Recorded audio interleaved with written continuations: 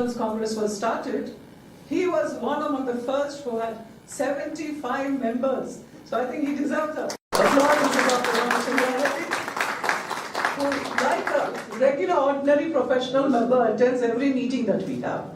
So I think others should be inspired by him. And all the others, Mr. Harsh, he's here, he's the chapter president too. He's a professor of the ASCII, Administrative Staff College of India. We are very happy that we have attracted some top quality professionals into our All India professionals of the state. And here is the man behind the scenes, Regional Organizations Officer, Rohit Deshpande, who is the man who works everything for us and sets things going. He has been working on this along with the Chapter 3, along with Mr. Irfan, Aziz and his team. So having addressed everybody, I also very, very grateful that all the media has been here, the media has come. Media has made it a point to come because you are also professionals. You also belong to this professionals organization in a way, and you have to take it seriously to bring in more professionals into the Professionals Congress. I, as the South Coordinator of the Professionals Congress, would like to say a few words about what Professional Congress is all about.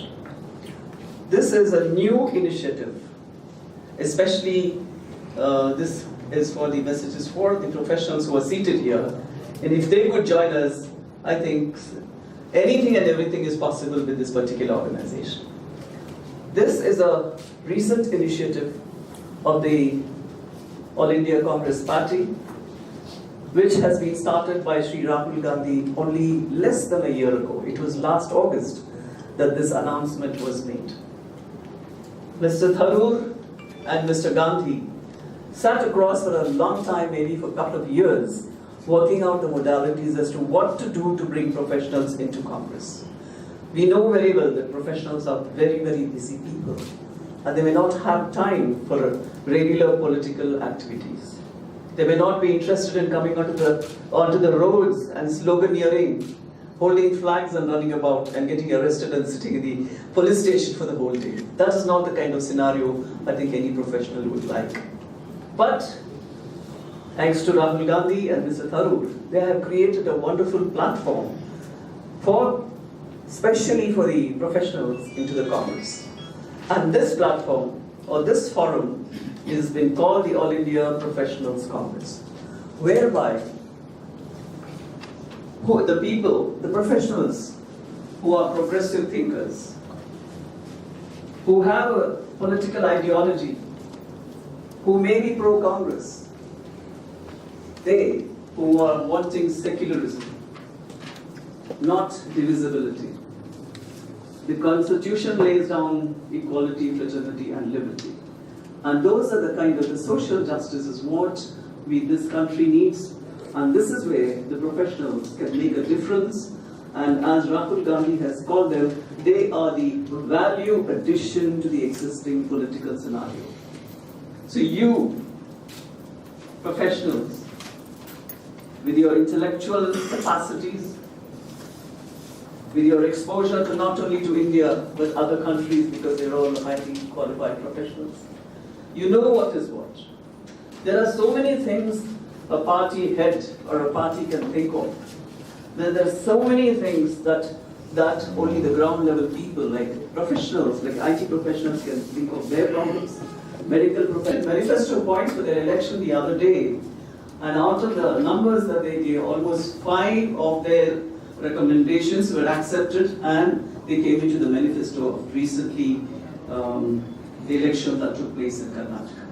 So that is really a feather in the cap.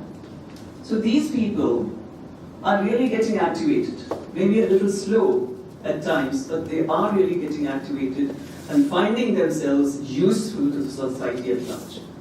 Most of the professionals we know are standing in the fringe, sitting in the armchair politicians, who make a lot of is very, very important. And after Shravan, we have 2 professionals, who one is the Vice President and one is the Secretary. Mr. Kalyan is the Vice President and Mr. Santosh is the Secretary. And they both are from the IT sector.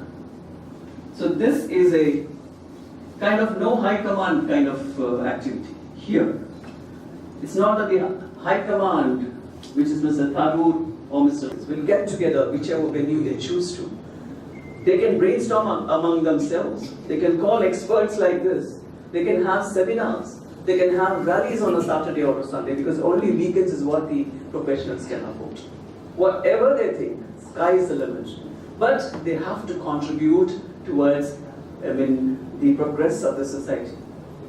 And this is where UNDP also comes into the picture. I would like to just briefly tell you that the All India Professionals Congress, within 11 months, though it got announced in August, September, as a South coordinator, I have done my bit going around all the southern states and meeting the important leaders of every state, including our state here. And we have been given the utmost cooperation by our state leaders, that is our PCC President, Mr. Uttam Reddy, Mr. Jana Reddy, and also our General Secretary in charge, Mr. Kuntia, has attended every meeting today. I must speak on behalf of Mr. Uttam Reddy. He was coming here. As usual, he was kind enough to accept to come to the Professionals Congress meeting, especially with such important subjects being decided and discussed today. But he was urgently called to Delhi and he had to rush. But Mrs. Padmavati makes up for that. She should also be on the stage along with all of us here.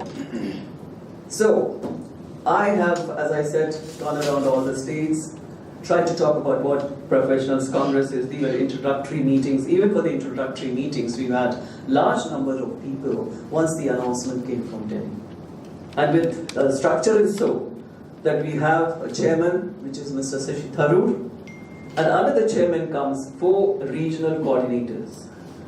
We are not sort of burdened with a lot of people working for this. We are only 4 individuals, one for the north, south, east and west. North is by Mr. Soos, Mr. Salman Soos. East is by Mr. Gaurav Gogoi. West coordinator is Mr. Milind Devra. And the South coordinator, as I'm standing right before you. So within the short period of 11 months, in the southern region, I must say that we have made lots of members. Tamil Nadu has almost 307 professional members there. And the chapters are number 5, each chapter being 25, 30 to 100 people. And Kerala has 407 members with 4 chapters and 2 new ones coming up. Telangana and Karnataka. And of course, all India level, there are more than 4,000 members. And I'm also happy to announce that the way Rahul Gandhi is involved, so interested in this particular forum, that he already has had national executive meetings twice with us, wanting to know what our states are doing, what our chapters are doing, what are the activities, etc. And that is the reason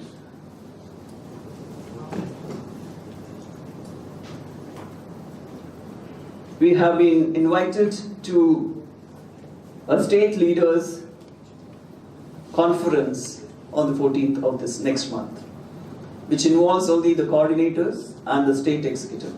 Our state executive is also a president, a vice president, and a secretary. That's all the 3 positions you get. Anyone else will be only a member. So this is the kind of activities. And after this chapter leaders conference on the 14th, next month will be all the chapter executives. This is the state leaders, not the chapter leaders. First is the state leaders executive all across the country. And next month comes the chapter leaders of all the states across the country, whereby they have to make a presentation of what are the activities they have done. So it is a matter of the activities. We meet and discuss issues, and what issues have we discussed? A report has to be formed.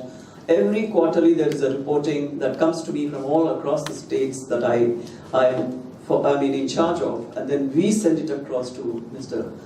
Sashidhar, who in turn, if he finds any very important issues, will inform Mr. Rahul Gandhi about it.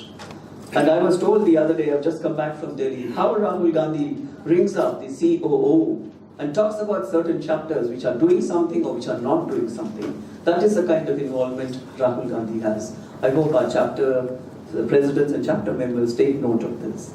Apart from all that, let me come to the topic of today. I am really honored to be here among such eminent speakers who are going to talk about different issues that are very important to us.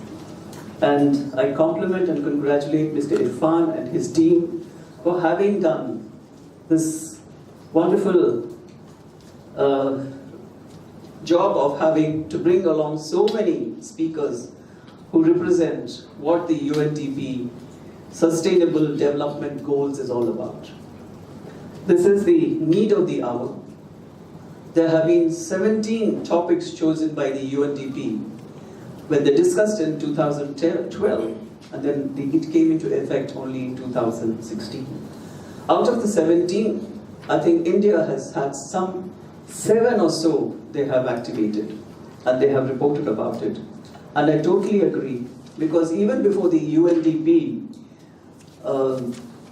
conference took place, UN conference took place in Rio, much before that, the UPA government is already talking about economic growth for the poor, for the weaker sections. In that equality, they decided to get the NGNRA. We all know what that is all about. The National Rural Employment Generation Act. They got an act by which all the poor people could get employment for about 100 days in a year, so that they also are economically growing. Then the UPA itself brought in the Right to Education Act.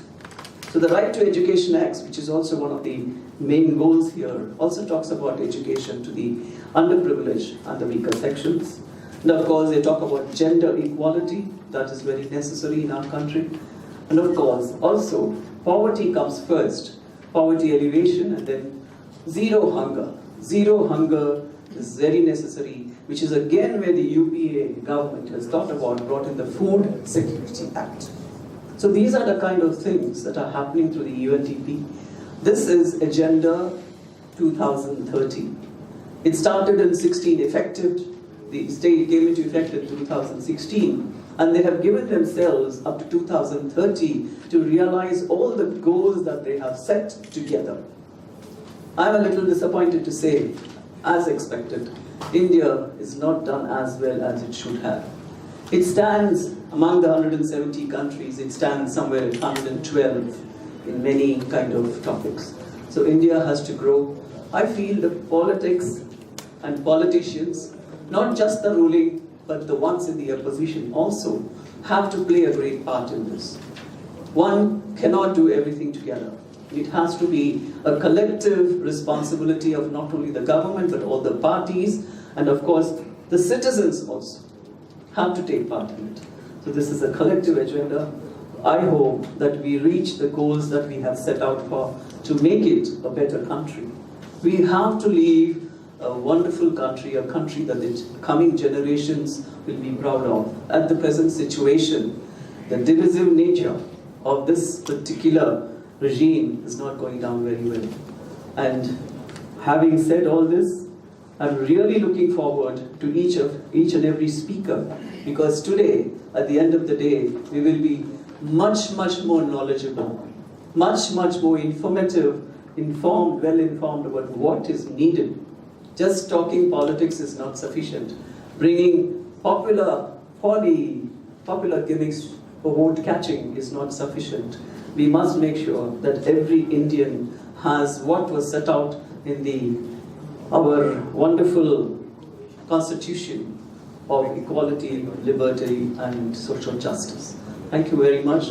I congratulate everybody for having taken their time out to be present here for this wonderful session. And may it be a motivational thing for all the other chapters to do something similar. And I think, once again, I compliment Mr. Irfan, Aziz, and his team. Thank you very much.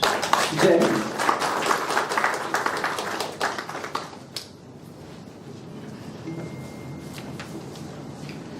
Thank you, ma'am, for the wonderful words. And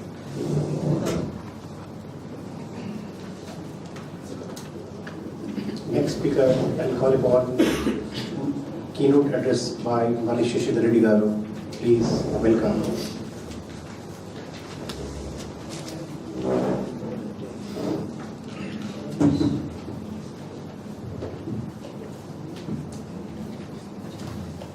Dr. Geeta Reddy, the Coordinator for South India for the All India Professional Congress. Dr. Shravan, the State President of the Professional Congress. Mr. Irfan Aziz, the Chapter President. Distinguished speakers, members of various chapters of the Professional Congress, local chapters of the Professional Congress, ladies and gentlemen.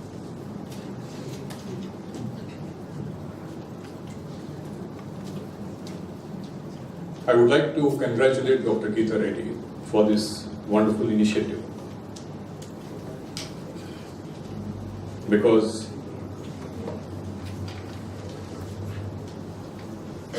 getting involved in a subject like sustainable development goals is something which is extremely important. And I would like to congratulate Dr. Shravan and particularly Irfan Aziz for organizing this symposium today. My interest in agriculture and ecology goes back to the days of my schooling and college. And my direct association with environment and sustainable development issues started about 25 years ago when I was the Minister for Environment, Science and Technology in the state of Andhra Pradesh. Then it continued, and it was during that time that I had the opportunity to be a member of the Indian delegation to the Second Commission on Sustainable Development, the UN Commission on Sustainable Development in New York in 1994. And over the years, with my work in the National Disaster Management Authority as a member and vice chairman,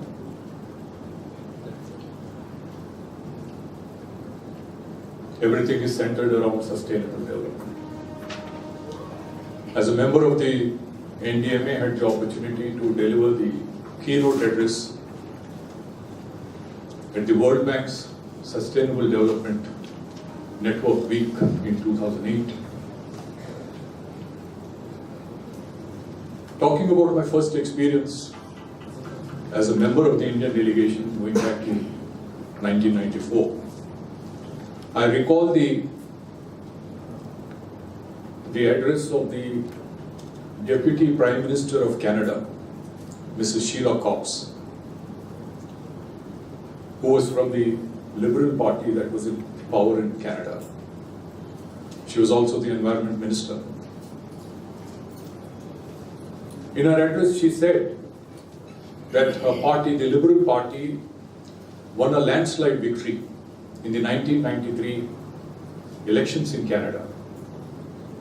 And the party was keen to know what was the single largest factor that contributed to this kind of a landslide victory. They conducted a survey, and then they found that it was one thing that they put in their manifesto for that election. That was the largest, made the biggest contribution for this kind of a landslide victory.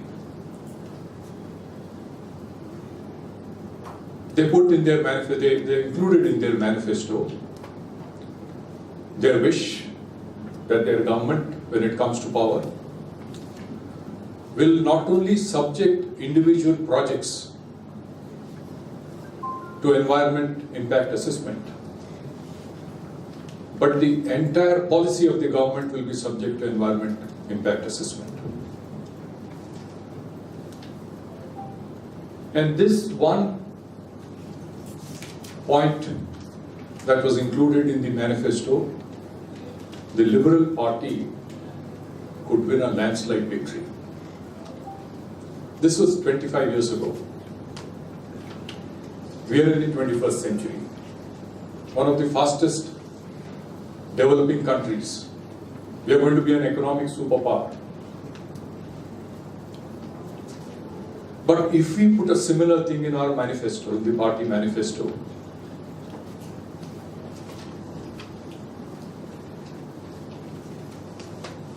will it lead to that kind of a landslide victory 25 years after what such a thing happened in Canada?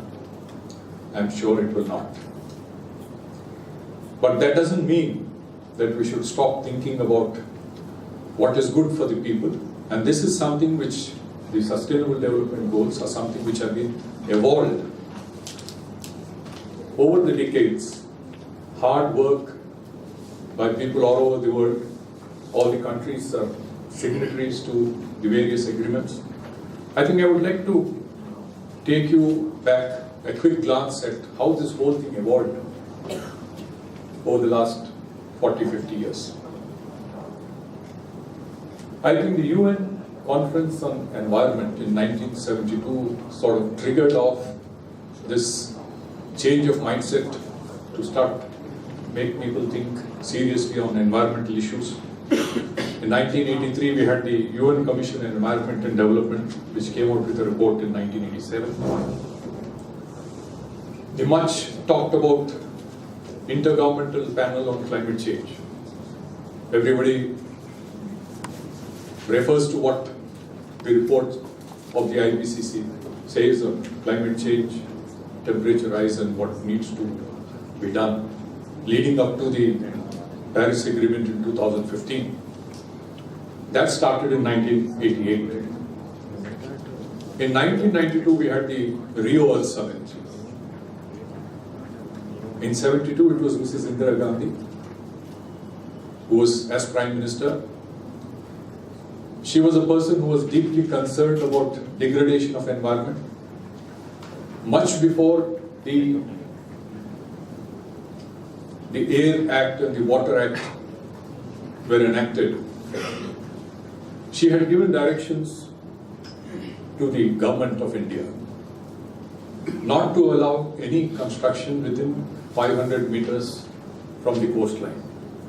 Later on, we started having the Air Act, Water Act, the Environmental Protection Act. And so many things took place after that. Then in 2000, we had the Millennium Summit, and that the Millennium Development Goals were adopted. Targets, 8 different goals to be reached by 2015. Then the Agenda 2030, what is popularly known as the SDGs. 17 goals, 169 targets. A lot of hard work has gone into identifying these goals and the targets.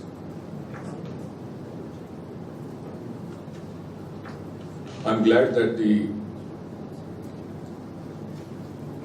Indian Professional Congress has taken this decision to include Sustainable Development Goals, talking about how to integrate Sustainable Development Goals into National Development Agenda. I think I would rephrase this slightly.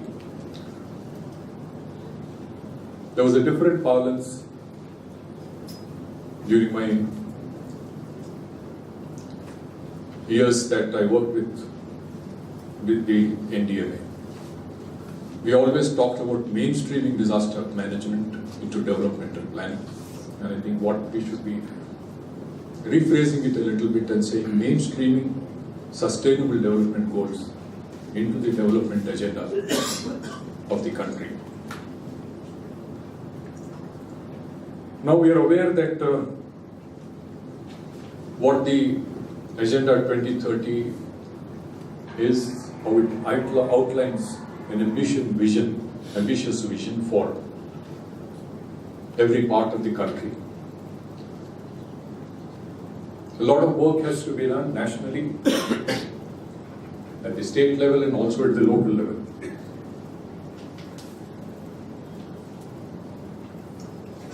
And I think we should all realize that sustainable development will not be possible without protecting environment and ensuring human well-being. The Planning Commission,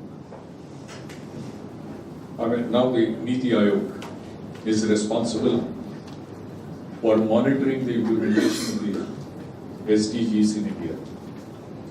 They have come out with the list of the goals, the ministries which are responsible, the various targets, the various centrally sponsored schemes through which these targets could be met.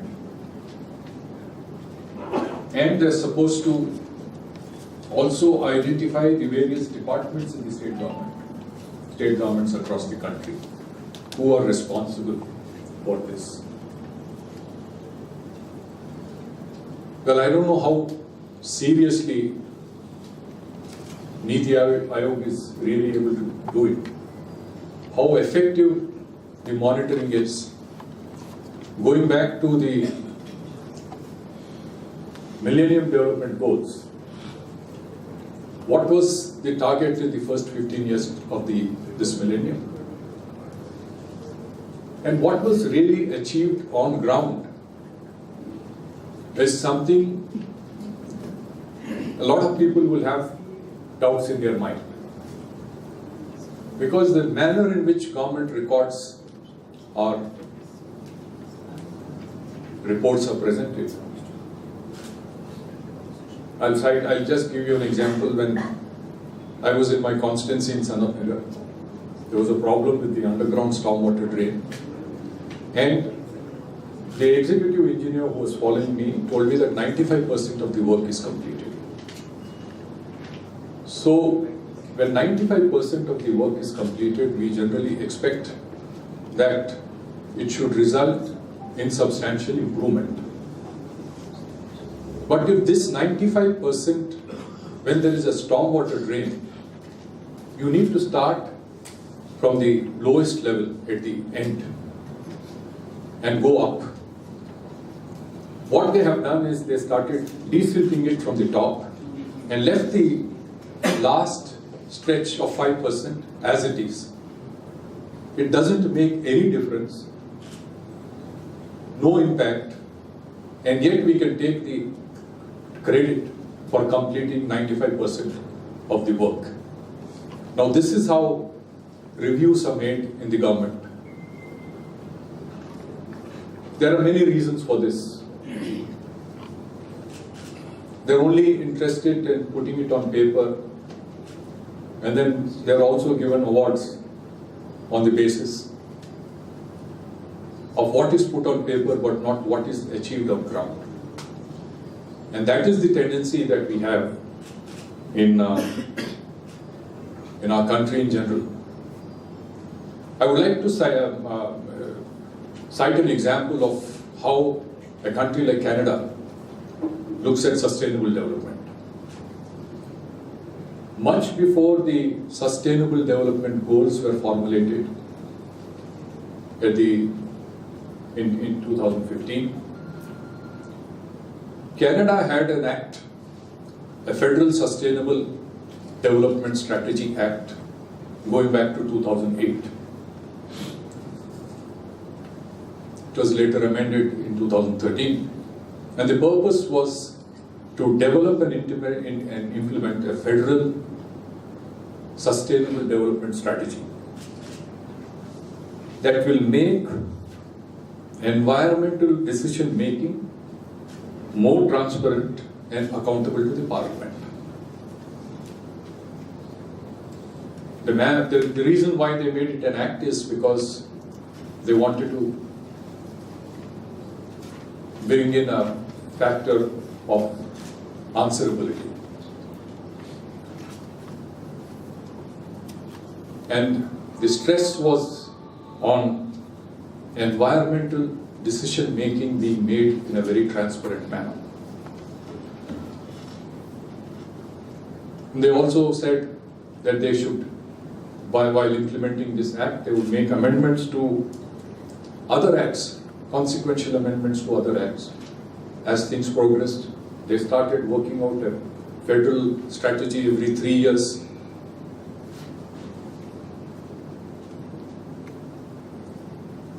The basic principle that the Government of Canada is based on an ecologically efficient use of natural, social and economic resources. And it acknowledges the need to integrate environmental, social and economic factors in making all the decisions by the government. And in terms of framework, it provided for a committee and an advisory committee. Then each department, based on this national strategy, each department had to have its own goals in place. And then again report to the Parliament about the progress made in their respective departments. Now, if we compare this to what is being done now in India, I think we need to take a look. I suggest that a committee could be set up to analyze this. Because when there was a nuclear disaster as a result of the triple disasters in Japan, the Fukushima disaster, Prime Minister Dr. Manmohan Singh, who was also the chairman of the NDMA, directed us to look at the preparedness of nuclear plants in India, how safe they were. And my first visit was to Thane, was to the Tarapur atomic power plant, which is the first power plant to be set up in the country. On the first day of our day-long tabletop exercise, the Chief Secretary of Maharashtra was with me, the Additional Chief Secretary in charge of disaster management was with me. And they were trying to caution me because there was a lot of public uproar against nuclear power plant that was being proposed at another site. I had invited the media that evening and I was cautioned that they will be very aggressive. In fact, a lady in the media asked me that we are doing this whole exercise just because of what happened in Fukushima. I said, yes, we are doing it. Is it wrong? We need to learn from experiences world over.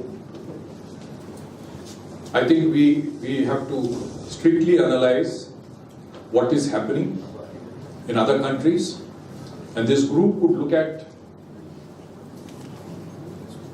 what Niti Aayog is doing by comparison.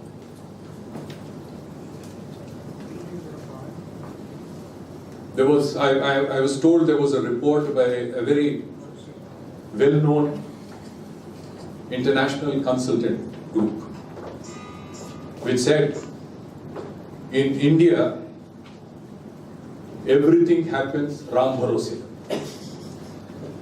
It is not because of what we are doing, but in spite of what we are doing.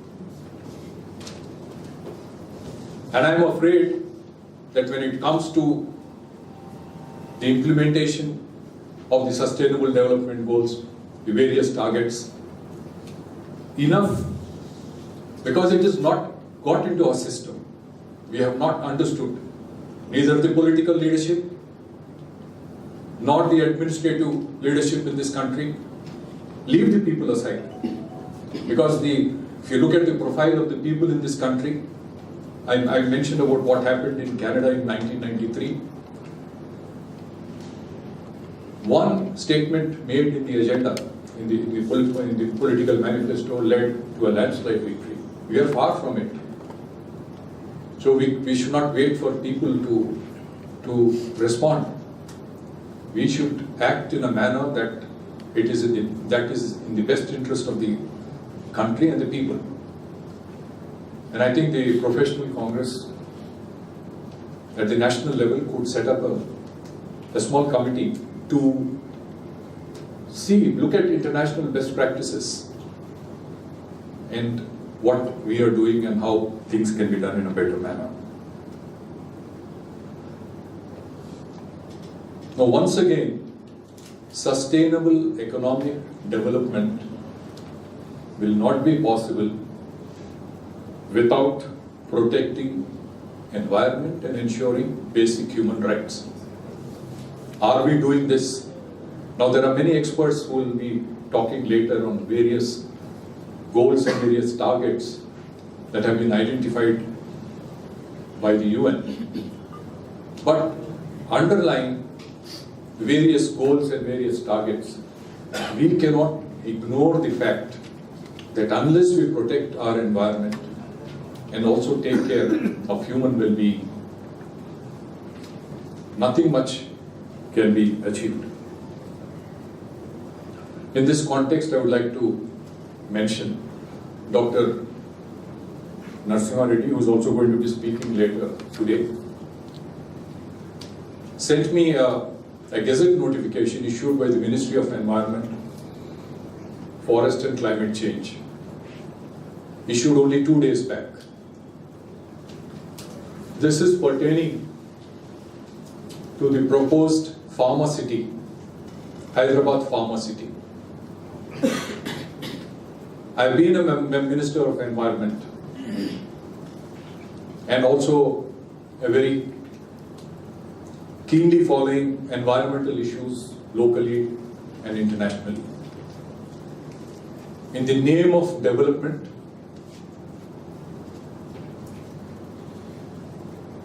we are going to terribly upset ecological balance, destroy our environment, and play with the lives of our people. We have seen chemical and pharmaceutical industries, the kind of damage that they have caused. There have been ample reports about it in the media.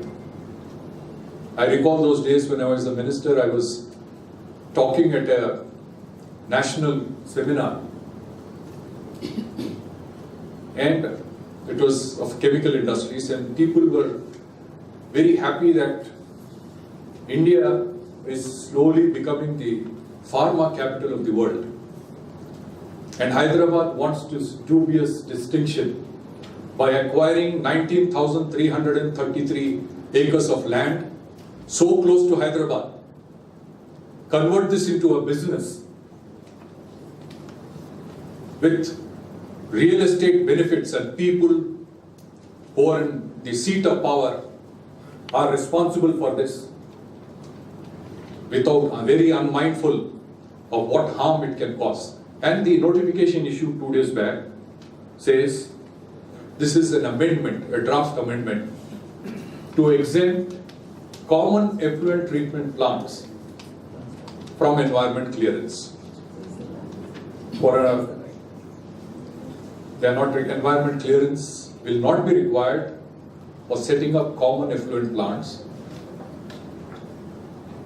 for not only what is happening in what is proposed to be done in the Hyderabad Pharma City, but for all ongoing pharma chemical industries, wherever effluent treatment plants are required to be put. I have, as Minister for Environment, inaugurated the Jeedimatla effluent treatment plant. On that day, we felt very happy that something is going to happen, something better is going to happen. We thought Hussain Sagar will be free from industrial effluents, but far from it. We know what is the status of Hussain Sagar now.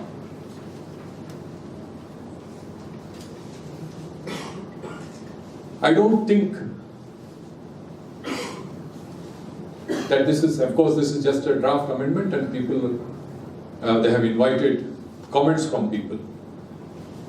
Dr. Narsimha Reddy is working on it. We don't know how many industries will be set up there. We don't know what kind of units come up.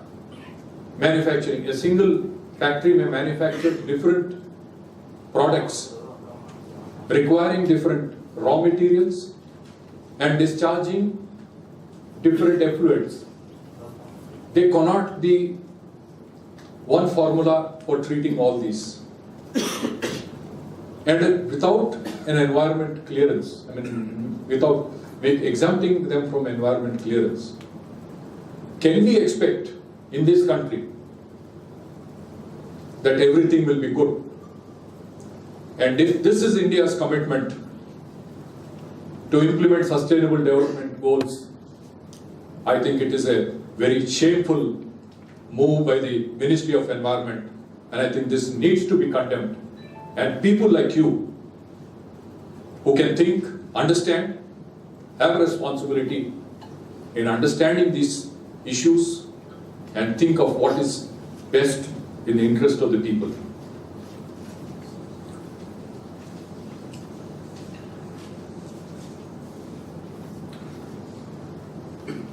Now,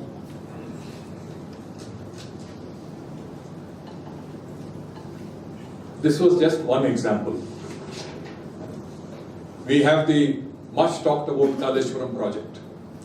Even coming back to the Hyderabad Pharmacity, one of the mandatory requirements is environmental public hearing, which is to be conducted by the State Pollution Control Board. I happened to be there along with some of my colleagues who are here on the dais to attend the public hearing. The hearing was conducted at a location far from the actual site of the because the entire thing is spread over 19,000 acres. It was held in one single place, far remote place. The local village where most activity is going to start, the Sarpanch was arrested. Some of my colleagues were also arrested. And I have seen in the media the police commissioner claiming that, we were happy that we could conduct the public hearing in a peaceful manner. And the Telangana government boasts of achieving Bangaru Telangana by implementing the Sustainable Development Goals. Is it going to be possible this way? The basic thing is public hearing, consultation. I've talked about what is happening in Canada, what kind of consultations they have. I was in Turkey to look at the regional development project. Our roads, if they cannot withstand a 40 millimeters of rainfall, every year do we have to spend 400 crores? In the SDGs, you have sustainable infrastructure. Okay, so we need to take care of it. Then for what for? The Swachh Bharat. All the sanitation and hygiene programs must come out with medical record of the city. If the city gets a good golden prize for sanitation and garbage management, it should also give how many tropical diseases it reduced. How much they have reduced fogging of mosquitoes. Then what for you are cleaning it? Hyderabad, for that matter, it is water starved. Hyderabad doesn't have water. We are getting water from 120 kilometers to 250 kilometers. Then how we could say? 2009, the last तेरे से शुरू हुआ था रोटी कपड़ा और मकान. रोटी दे दिया हमने रिलायंस वाले को आशीर्वाद के लिए, है ना, और कपड़ा दे दिया और किसी के लिए, और मकान चले गया रहेजा के पास. हमारे पास क्या रहा? All the public sector undertakings are collapsed today. All the public institutions are collapsed today. Then 1% is the investment in Dr. Shravan and Dr. Geeta Reddy Garu and all other members and all those people who came here. So please connect this. Why I'm talking about is my last experience working with the political system is 2013. I was invited by one of the cabinet ministers in Ivory Coast, West Africa, to give some framework. And when I went there, I was shocked. The agenda given to me was sustainable development. You can feel free. Thank you so much, sir. It's really a very thought-provoking and insightful address from you. In fact, Telangana, in this context, I think we need to have a very sustainable development model, not for the sake of mere political opportunism, but truly to convert into a very developed state. We are the, after so much of struggle, we got this state, and we are now seeing what kind of politics are happening, and development is totally kept aside. The sheer opportunistic politics are happening. But I think all those sacrifices, if they have to be realized fully well, I think as a party and as professionals, I think we have fundamental responsibility to come out with a very sustainable development model to make a holistic development. As you rightly mentioned, quality of life is one of the very important things. What happens when you have just mere programs without having an appropriate execution and appropriate monitoring and evaluation leading to some kind of enhancement to the quality of life? We want you to actively support us, sir, in coming up with a very wonderful manifesto and a development model. We don't even want to call it a manifesto. Manifesto means there is opportunity and political opportunism is there to allure voters. We want a development model. That model we will probably present it to our high command, and we want you to help us too. Thank you. Now I call upon Dr. Tulsi Rao. He's the state project coordinator for the United Nations Development Project. He's going to talk on life and water and life and land. Thank you. Our resume, and everybody's talking about the policy level and SDG level and all these things. Yes, SDGs are policy level programs. They are there for the people who could rightly understand the policy and the right concept behind those things. But how to percolate all these things, concepts, into the minds of the people? Unless you outreach these concepts into the minds of the people, I think we are not very much successful in all our attempts. I would like to share my experience.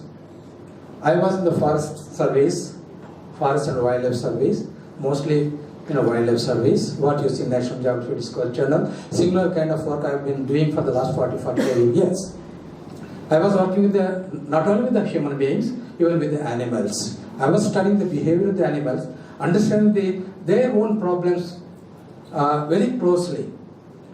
So they have given me a lot of insight into the problems as to how one should look into these problems and give the solutions.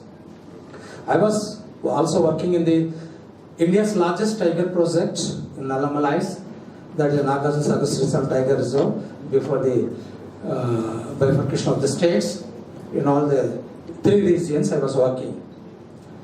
So, which country has got so many river systems we have? We have network of river systems, ponds are there, lakes are there, and big ocean is there, about 7,500 kilometers length. Ocean is there, a big resource we have. But where the problem has started, where exactly? It is the failure of our planning system, failure of our commitment to the nation, compared to the pre-independent people and after independence. Now we are enjoying the fruits of the independence. Who fought for the real independence and their generations, that they are vanished. We have not even remembering these people. And coming to the subject, life underwater, life above the water. Then look at the Congo, look at the African countries, the Amazon basin, South America. Look at the South American Amazon basin. It's a wanton destruction is taking place, and Congo basin almost lost.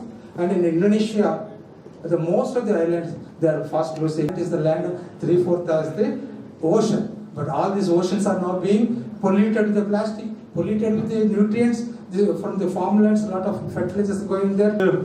A need for resource mobilization, and there is a need for effective resource allocation also.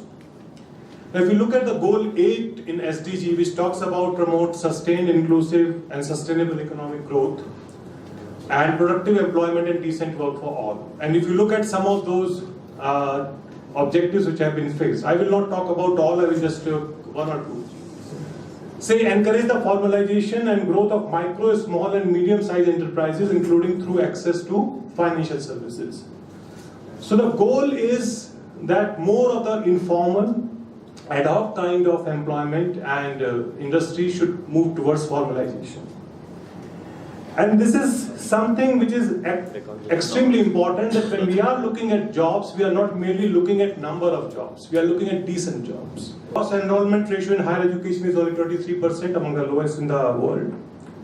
And we would need around 280 million jobs now and between 2050, that is 1/3 increase from our current levels.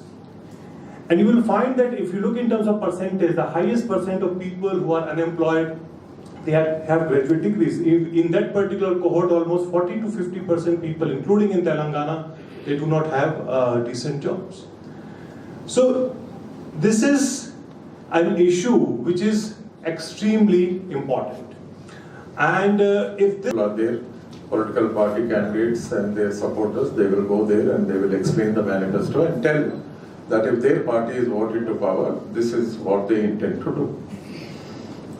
Basically, manifestos are vision documents.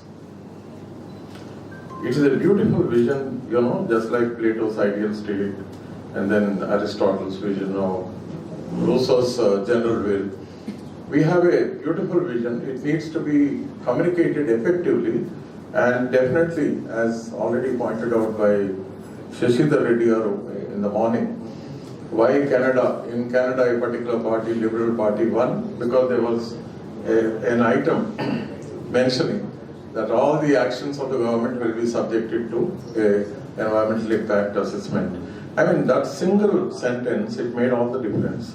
Similarly, here, we should be bold enough to include some of the points.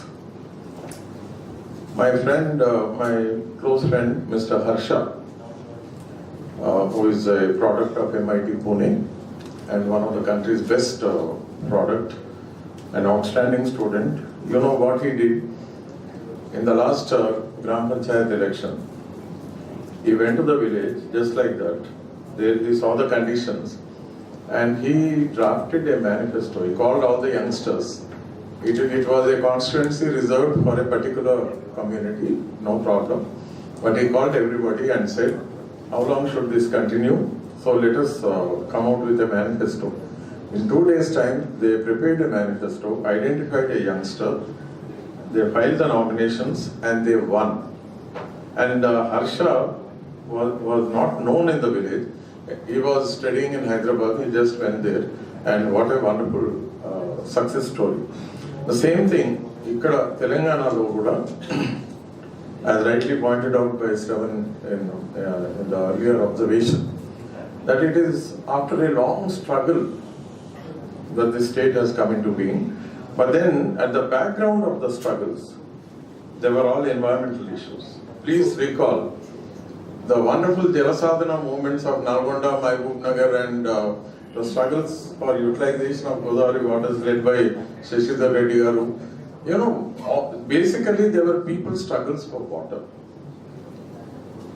Every farmers have land, but they don't have water. And without water, their right to cultivate is affected, right to livelihood is affected, right to life is affected. And therefore, it was basically a human rights issue, an environmental issue, and Telangana was agog with struggle. That is one type of struggle. And even today, the struggle is people are suffering. You have no idea. You know, we in Hyderabad, we think that Mahbubnagar, about 7 lakh acres are under cultivation. You forget that 7 lakhs is not even 10% of Mahbubnagar. The remaining 93% of the area, madam, it's all, you know, they don't have basic water. It's all dryness. Groundwater is exhausted. The people are in a big crisis. Therefore, manifestos should include, I would request Irfan Bhai, who has taken the lead, have such meetings organized in the districts also. And I can provide all the, all my connections in my Bhuvnagar town.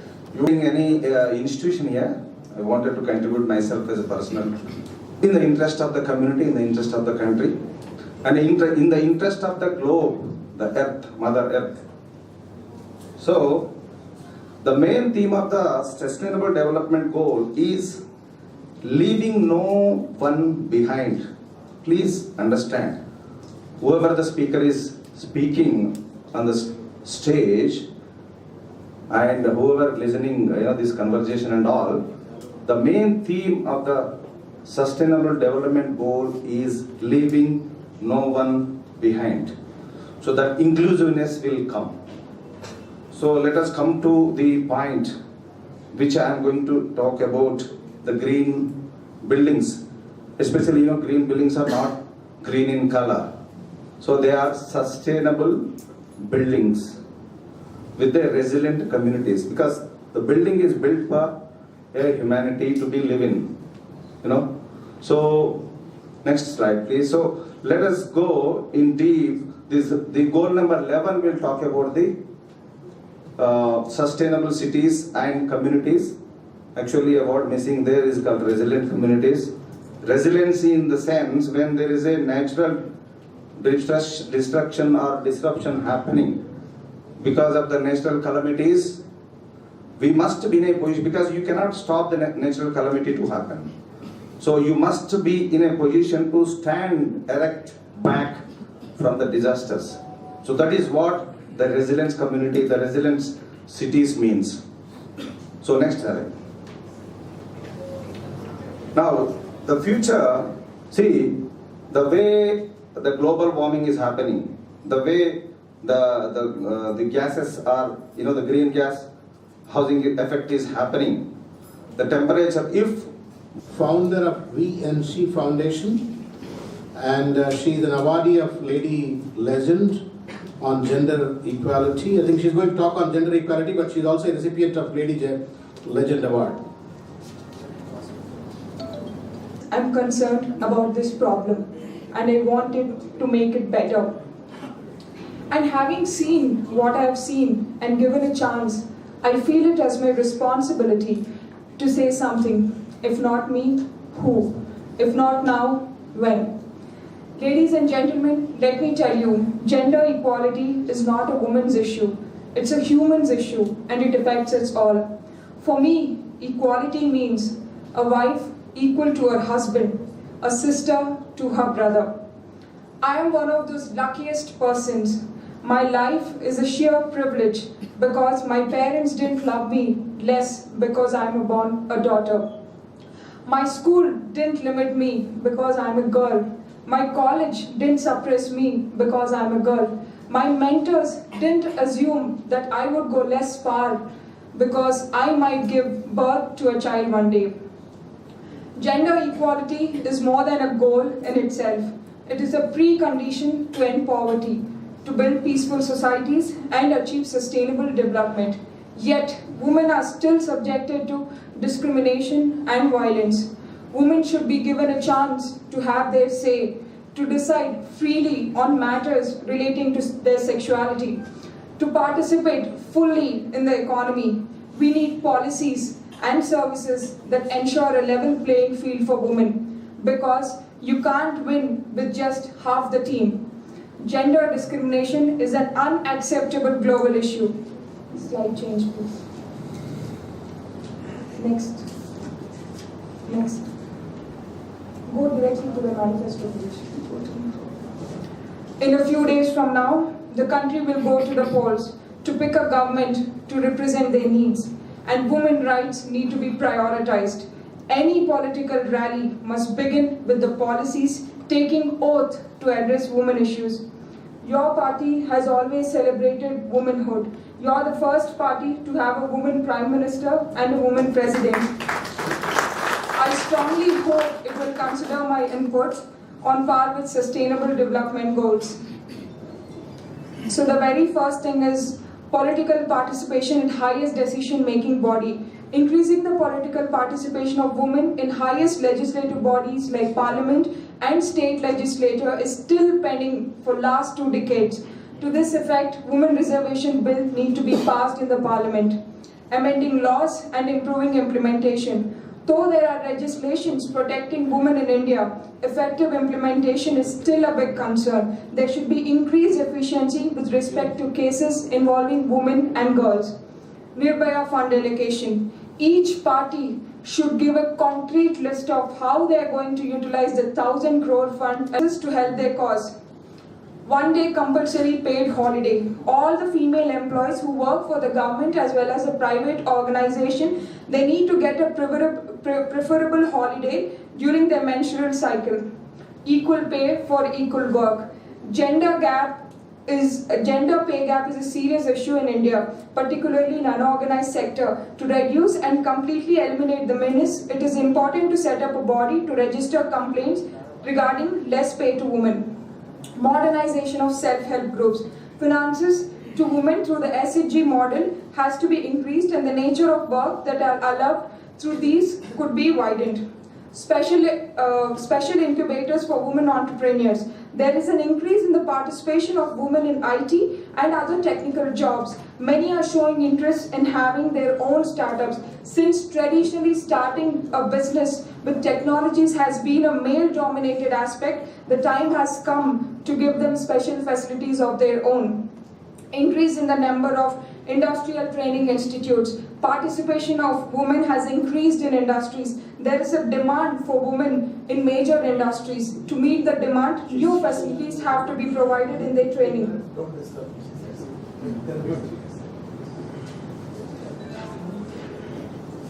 Girls' education. Since independence, there is a substantial increase in the percentage of girls attending schools. Still, there are many factors which are not allowing large number of girls to pursue education. In fact, I would like to share a personal life experience. So I usually used to go to my grandfather's village for my summer vacations, and one day I went to his farm and I've observed there is this farm keeper's girl who is playing. I just asked her, because since we are from convent, we get vacation in advance, whereas government schools get it after 10 or 15 days.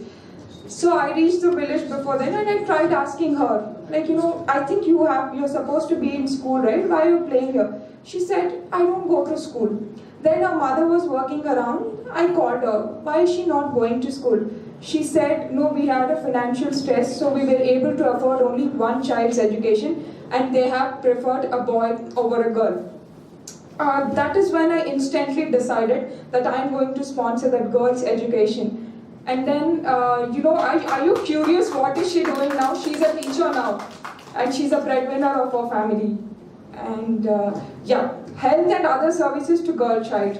Dropout rate after reaching puberty nearly 25% and is mainly seen in rural areas. The government should come up with the holistic information, products, infrastructure and health services to women to help them manage menstruation safely. It is the psychological change of the girls along with change in the mindset of a society that would enable in reducing this high percentage.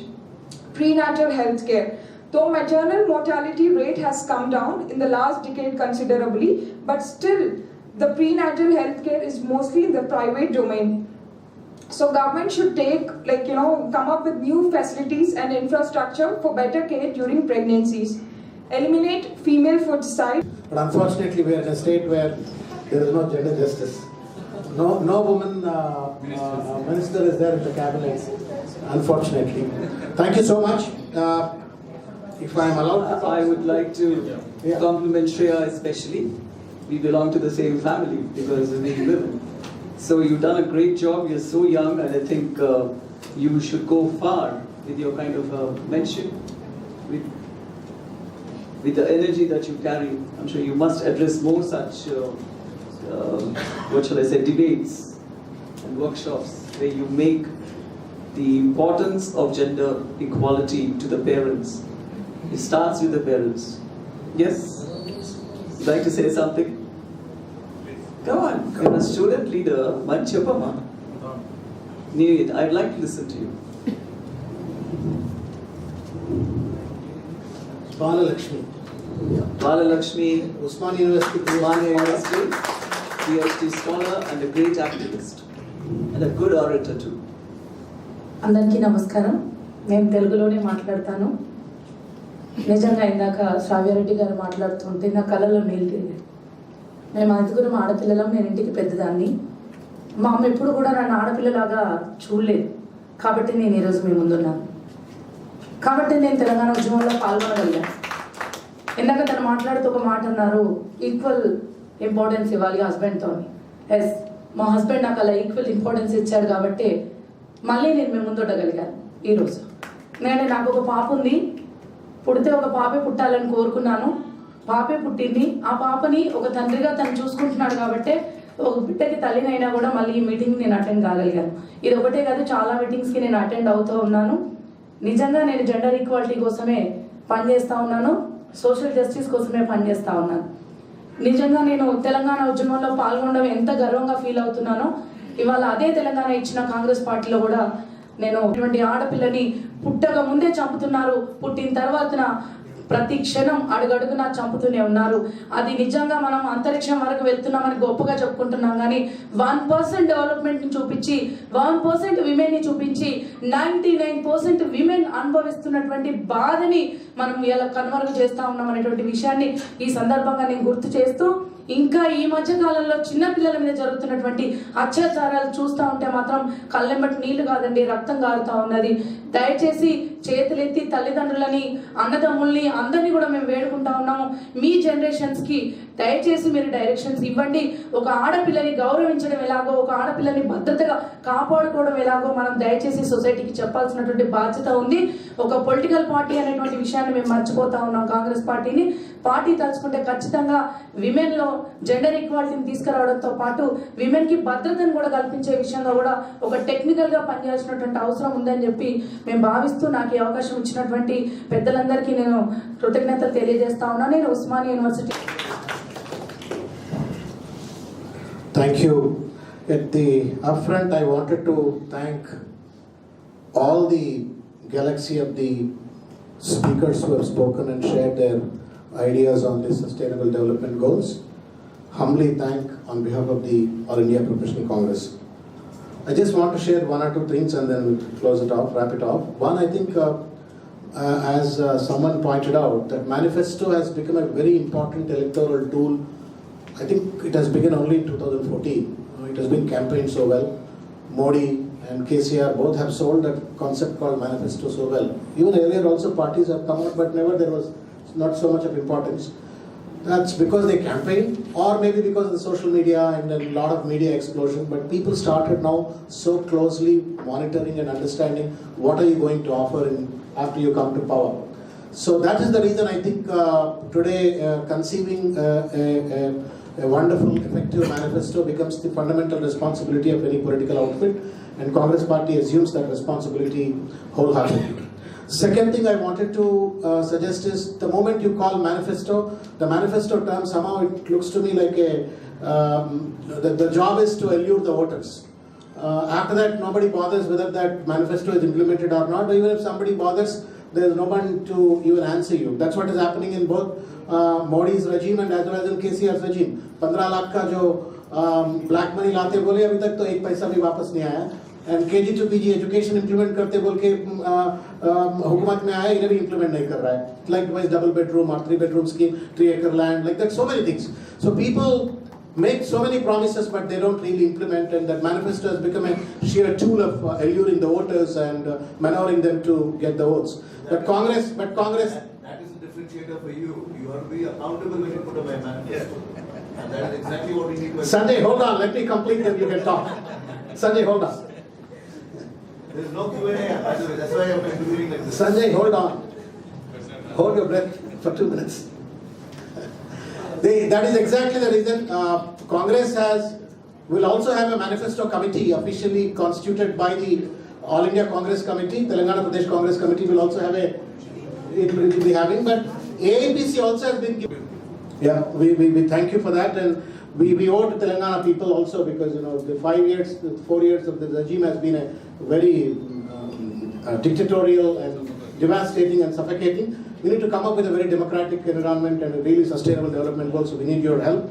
And thank you so much once again to Marri Sashidhar Reddy who came as a chief guest to present his keynote address, and also to Ms. Geeta Reddy the South India Regional Coordinator for the All India Professional Congress.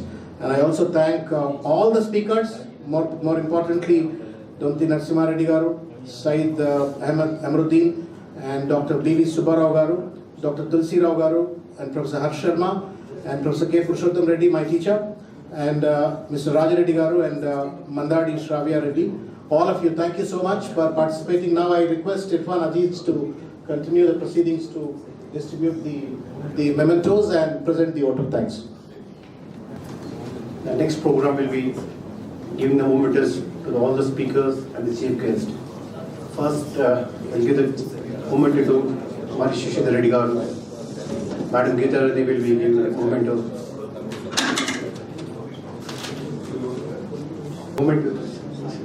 Marri Sashidhar Reddy. Chief guest Sashidhar Reddy garu.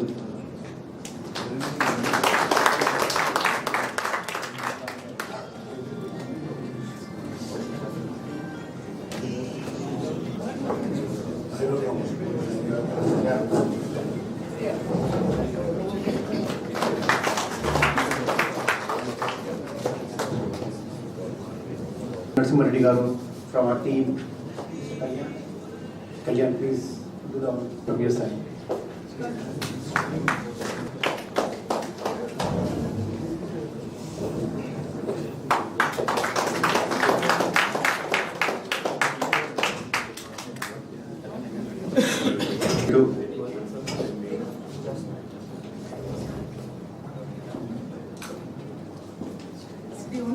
To our President, Shri garu. Yes,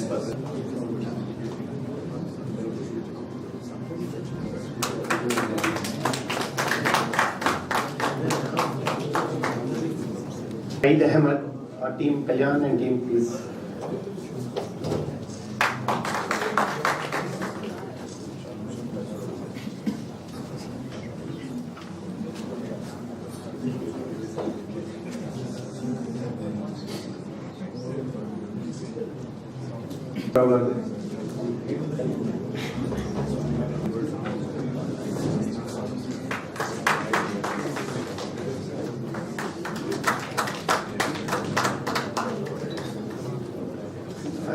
Sharma.